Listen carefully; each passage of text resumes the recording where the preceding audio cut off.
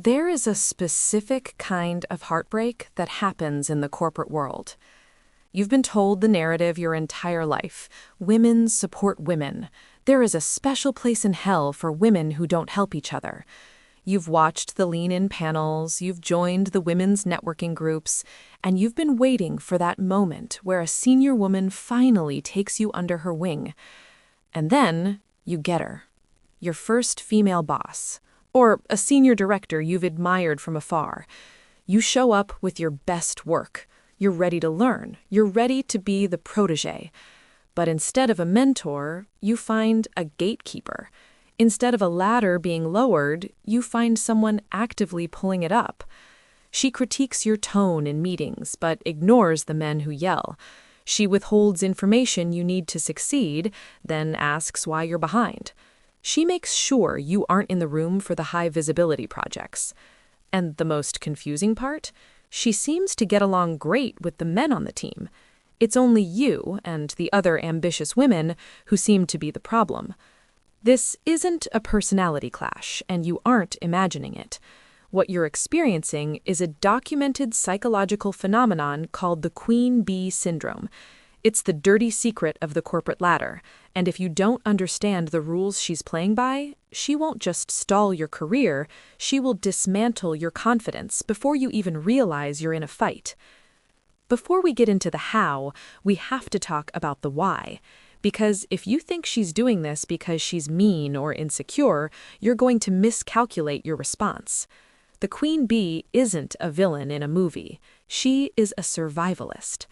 Think about the world she came up in. If she's 10 or 20 years your senior, she started her career in a room where there was only one chair for a woman. Just one. She didn't get to that chair by being nice. She got there by being better than the men, tougher than the men, and crucially, by proving she wasn't like other women. In her mind, the corporate world is a zero-sum game. If you succeed, it doesn't mean women are winning, it means you are coming for her chair. Psychologists have found that women who reach high-level positions in male-dominated environments often distance themselves from junior women to solidify their own standing. By pointing out your emotionality or your lack of experience, she is telling the men in the room, "Don't worry, I'm not one of them. I'm one of you." She doesn't see herself as an oppressor, she sees herself as someone who paid her dues in blood, sweat, and tears.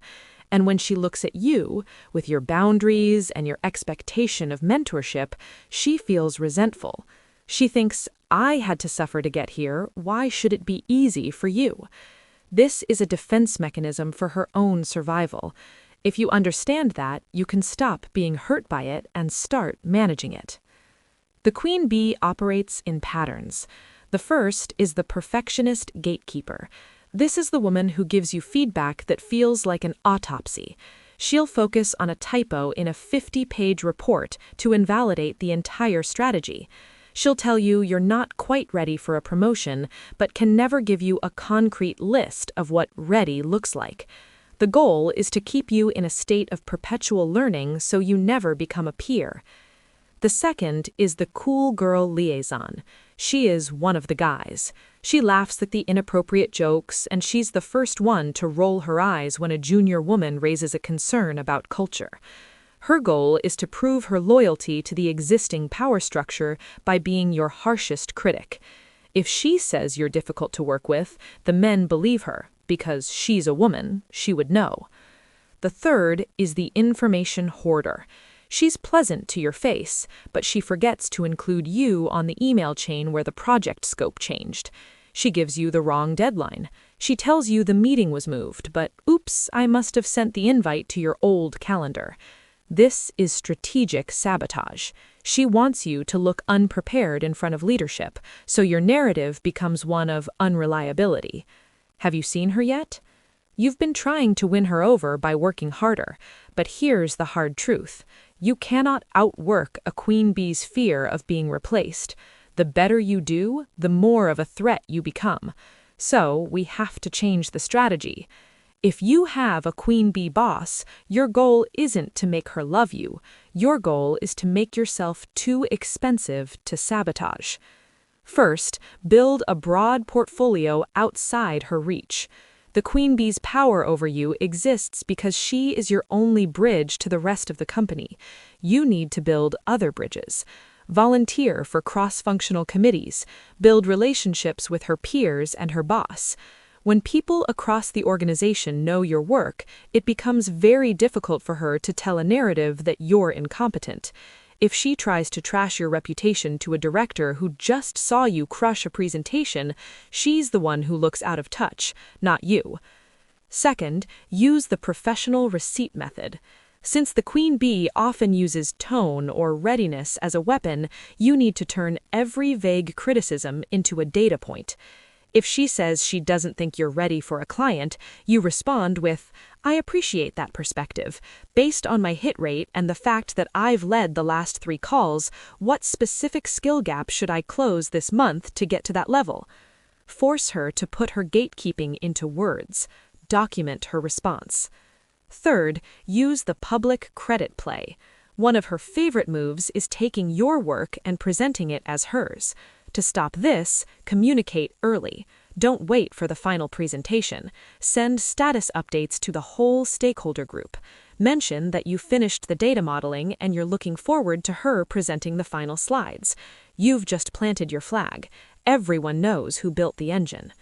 Fourth, and this is the hardest one, stop seeking the mommy mentor. This is a mourning process. Many women stay in toxic relationships with queen bee bosses because they're desperate for female validation. You keep thinking if you can just get her to see your value, she'll help you. She won't. Stop looking to her for emotional support. Treat her like a high-risk client. Be polite, be professional, be bulletproof, but get your career advice from people who aren't incentivized to see you fail. Here's something nobody will tell you. Sometimes you have to leave to grow. If you're working for a true queen bee and she has the ear of the CEO, you might be in a trap. She'll keep you there because she makes you look good, but she'll never let you move up. If you've been in the same spot for 2 years, hitting every metric, and the goalposts keep moving, the problem isn't your performance. The problem is the ceiling she's built over your head. But before you go, look at her one last time with clarity. She is a product of a broken system that told her there was only room for one. She is the ghost of Christmas future if you don't stay conscious. The best way to beat a queen bee? Don't become one. When you move on, and you will, and you get that first senior title, lower down. See the woman who was there now, the one who is ambitious, a little nervous, and looking for a sign. Lower the ladder. Show her that the hive is a lie. There isn't just one chair. We can build a bigger table. The queen bee wins when we stay quiet and stay competitive. You win when you become visible, stay documented, and eventually build a room where her rules don't apply. I'm Emily. This is the stuff they don't teach you in the handbook. I'll see you in the next one.